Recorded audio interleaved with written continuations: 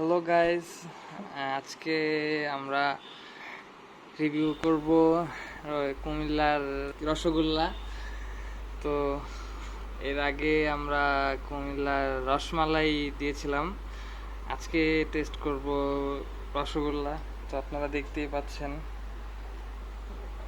মিষ্টিগুলো একদম রসে স্পঞ্জে তো একদম রসে ভরা। একটা পিস নিয়ে নাও।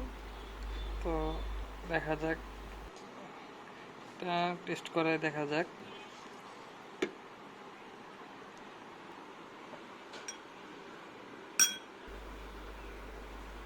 বাহ, দেখতে তো মারাত্মক।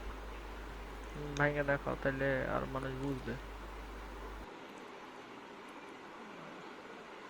টেস্ট করে দেখা যাক। রস দিয়ে তো পুরো ভরে গেছে মুখ। টেস্ট মোটামুটি ভালো। আসলে স্পঞ্জ তো অনেক ধরনের হয়, তো আমার কাছে এটাও ভালোই লাগছে। কি মনে হয় কত যাক, দিবা? তো আমরা এটা 10-এ 8 দিতে পারি নিঃসন্দেহে। যাক, ওকে, আপনারা যদি টেস্ট করতে চান অবশ্যই নিতে পারেন, টেস্ট করে দেখতে পারেন। ওকে, আজকে এই পর্যন্তই। ধন্যবাদ সবাইকে।